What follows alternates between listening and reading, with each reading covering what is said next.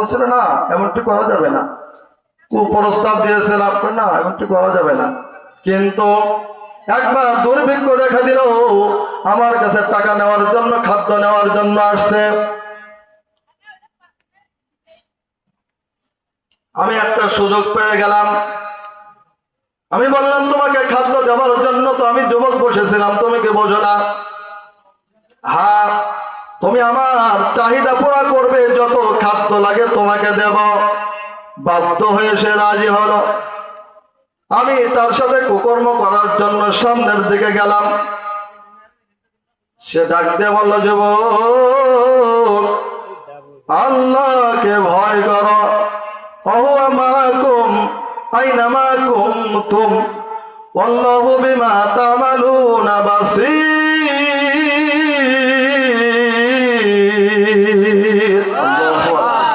তুমি যেখানে থাকো না কেন বান্দা, আমার আল্লাহ তোমাকে দেখতেছে। এই কথা যখন ওই যুবকে বলছে আল্লাহকে ভয় করো, ও আমার মালিক, আমি আর খারাপ কাজ করি নাই। আল্লাহ এই আমলটা তুমি জানো, এটা যদি তোমার কাছে প্রিয় হয়, তুমি আমাকে, আমার সাথীদেরকে এখান থেকে বাইরে হওয়ার সুযোগ করে দাও। বলতে দেরি পরিপূর্ণ পাথর চলে যাইতে, সরে যাইতে দেরি হয় নাই। বলেন সুবহানাল্লাহ। আমার নবী, প্রাণের নবী গো, আপনি হইলেন জান্নাতের সরদার। আমার নবী, মায়ার নবী গো, আপনি হইলেন জান্নাতের সরদার। যে দেখেছে আপনাকে ধন্য সে জীবন পূর্ণ, সে দিও দেখা জীবনে একবার। কথা বলে ঠিক না? যে দেখেছে আপনাকে ধন্য সে জীবন পূর্ণ, সে দিও দেখা জীবনে একবার। আমার নবী, প্রাণের নবী গো, আপনি হইলেন জান্নাতের সরদার। কিয়ামতের ওই কঠিন দিনে ইয়া নফসি নফসি বলিবে, আপনি ছাড়া কে করিবে পার। কথা বলে ঠিক না? কিয়ামতের ওই কঠিন দিনে ইয়া নফসি নফসি বলিবে, আপনি ছাড়া কে করিবে পার। আমার নবী, প্রাণের নবী গো, আপনি হইলেন, বলেন আপনি হইলেন, আল্লাহু আকবার, দূর আরবের মরুর বুকে আসলেন আপনি আলো হয়ে।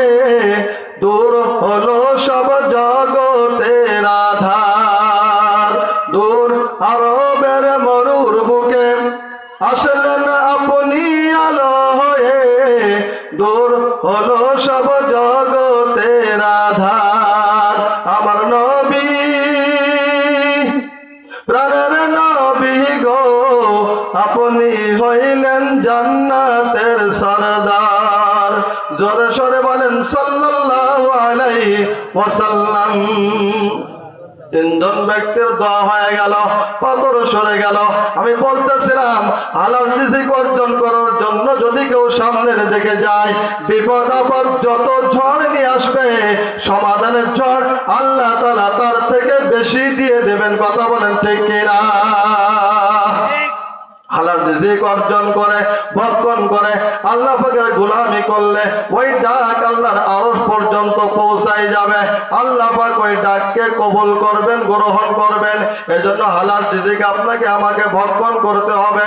দারুল উলুম দেওবন্দের ঘটনা, একজন আল্লাহর ওলি ছিলেন মাওলানা মুজাফফর রহমাতুল্লাহি আলাইহি। উনি সফর করতেছেন, একটা মসজিদে অবস্থান করেছেন। এই মুসাফিরকে দেখিয়া মাগরিবের পরে একজন ব্যক্তি 3টা রুটি দিয়ে গেছে, চলে গেছেন। দ্বিতীয় দিন মাগরিবের পরে এসে আবার 2টা রুটি দিয়েছেন। তৃতীয় দিন মাগরিবের পরে এসে 1টা রুটি দিয়ে বলে, হুজুর আর আপনি এই মসজিদে থাকবেন না, চলে যাবেন। কয় আল্লাহর গোলাম, শোনো একটু কথা বলি তোমার সাথে। সাথে তুমি এমনটি কেন বললে? প্রথম দিন তিনটা রুটি তুমি দিয়েছো, খাইলাম, দ্বিতীয় দিন দুইটা, তৃতীয় দিন একটা দিয়ে আমাকে চলে যেতে বলো কেন? ওই প্রথম দিন যখন আপনাকে দেখেছি আমি একটা রুটি নিয়ে আপনার দিকে আসতেছিলাম, আমার স্ত্রী বললেন আমার রুটিটাও নিয়ে যান, রোজা থাকবো, সমস্যা নাই। আমার বাচ্চা বলল আব্বু আমার রুটিটাও নিয়ে যান, রোজা থাকবো আপনাদের সাথে, মুসাফিরের জন্য নিয়ে যান, মেহমানের জন্য নিয়ে যান।